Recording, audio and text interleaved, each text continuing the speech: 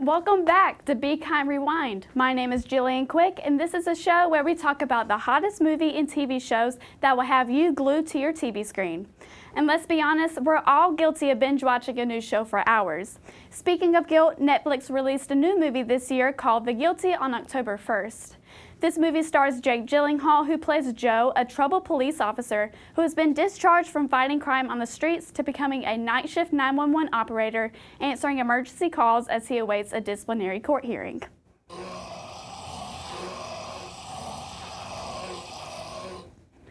As his shift goes on, he gets an interesting call from a lady who is attempting to call her child, but is secretly reporting on her own kidnapping. Joe quickly gathers information and pieces together clues to help this woman and lead her to safety as his own psychological state unravels while the severity of the crime reveals itself. The situation becomes more and more intense and complicated as the story goes on.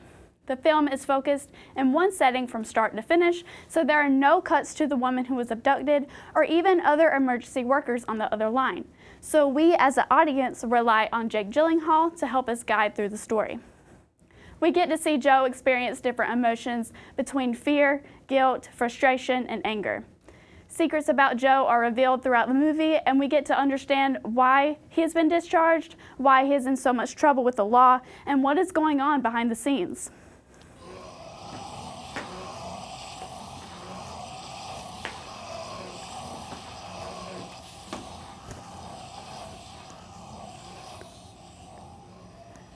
As a viewer, it is important to rely on your own listening skills to truly understand what is happening over the phone without it being seen on camera. If you are not the type who can watch a movie that is based in one setting, then this movie may not be for you. I personally believe that Jake Gyllenhaal did a superb job on maintaining my attention on the film based on its one location, which I believe is very impressive, considering how intense and complicated this movie gets. On the other hand, Jake Gyllenhaal did a phenomenal job portraying the character in the role despite his own burdens that are weighing him down. All in all, I highly recommend this film if you're looking for a thrilling, tense, and gripping movie. Coming up after the break, I will be discussing a more lighthearted and emotional production that made its appearance on Netflix. Don't go anywhere.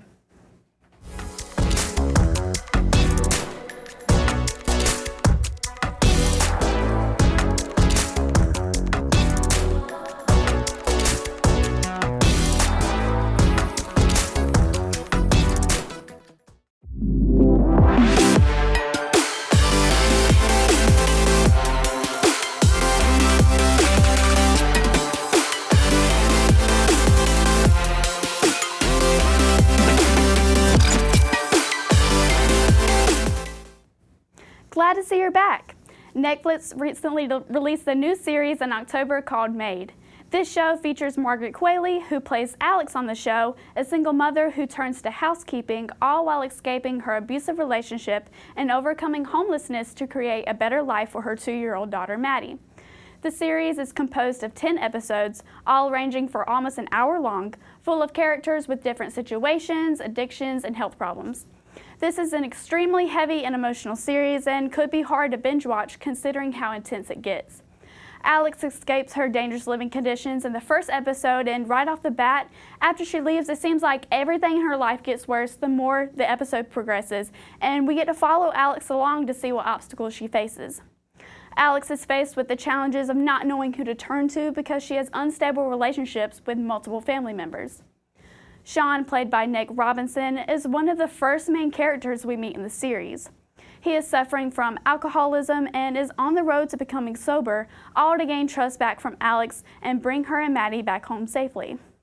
You may recognize Nick Robinson. He has played in Love, Simon, A Teacher, and Jurassic World, but we've never seen him star in a role like this.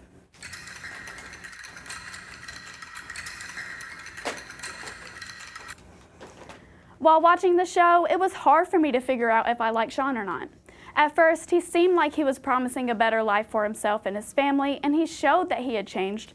But soon enough, I realized that not everything wasn't as it seemed, and he even turned out to not be what Alex had hoped for. Our next main character is Paula, Alex's mom, played by Andie MacDowell, and who is, fun fact, Margaret Qualley's mom in real life as well as on the show. Paula is an undiagnosed bipolar who is incredibly artistic and is battling her own demons. You get to see more of these characters more as you watch the show and start to uncover their true layers and see how they connect to Alex in the story. I noticed while watching the series is that every time Alex had something good happen to her, something always ended up happening to where the good thing will be destroyed, no matter the situation, and we see that throughout the whole show. I've never seen another show like this before. I think the plot and screenplay is incredible, and the cast is full of talented people who make you feel like these are real events. I love the connection between Alex and Maddie. It is obvious that Maddie is the one who keeps Alex going, and Alex lets nothing come in the way of providing Maddie a beautiful life, and I believe that that is such an inspirational and heartwarming story. Whoa! Did somebody say heartwarming story? More like bone-warming story. Oh, look, I'm a little girl named Maddie. Oh, look, I'm a housekeeper named Alex. And you know what? I'm dead. Woo! Okay, well, that was weird. We'll be right back, I guess.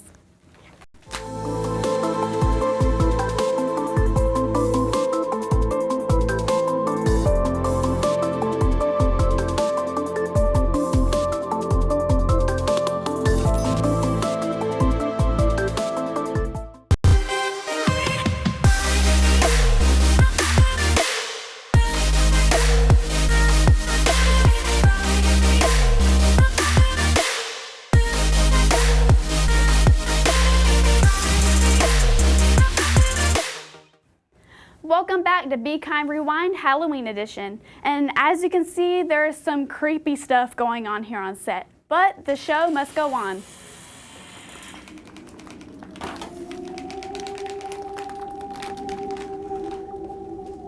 Okay. What would you do if you woke up one day in a different year or a different dimension? And how would you react if you were the only person on the planet? A series of viral videos have been circulating on TikTok where this so happened to a man who woke up in 2027. The creator's name is Javier, who is located in Spain, and his TikTok user is a word I cannot pronounce, but it translates to lone survivor. He claims to have woken up from a coma with no recollection of who he was, but he noticed that there were no nurses, doctors, or other patients in the hospital. Exiting the empty hospital, he noticed that there are no people, cars, or even birds flying in the sky. Javier takes out his phone and records his experience and uploads them onto TikTok. From first watching the videos, people speculate that he filmed during the early mornings where there are no people around, but the more you watch, the crazier it gets. Javier soon gains memory and remembers that the year was 2021, except for all the dates on the computers and other devices are on the year 2027. Now, you may be saying he probably just changed the dates on the computer to make it look real, which is very true, and I thought that too. He shows different locations around the city and gives exact coordinates and leaves keychains and notes behind for people in 2021 to find. People are recording themselves finding these items in heavily populated areas and sharing them online. These videos and clues gain lots of attention and draws in big audiences where his followers begin requesting certain locations and different times for him to visit throughout the day.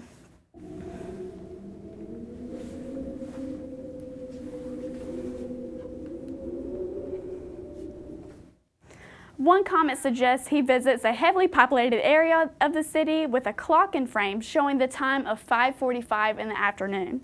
And as we all know, 5 o'clock is rush hour, but in the video, there's absolutely no one around, proving that he is in complete isolation. More people request different locations such as historical palaces, churches, airports, grocery stores, malls, and even police stations. As he is walking through these areas, there are still no cars on the road or even people walking, which has his followers believe that he is in fact trapped in another dimension.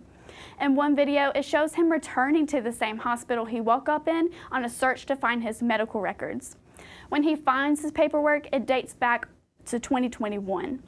One user claims to have seen Javier traveling the streets of Italy with recording equipment, but Javier denied that it was him because he lives in Spain, not Italy. Javier is still leaving clues and continues traveling the streets of an empty world. But how does he do it? Is he really living in a futuristic world in total isolation, or is he just really good at editing and this is all a big hoax? That's for you to decide. And that's all for this week's episode. If you want to see more, you can watch our past 3 episodes where we talk about more popular shows, and tune in on November 12th for a brand new episode of Be Kind Rewind. Woo! Happy Halloween from Studio 67.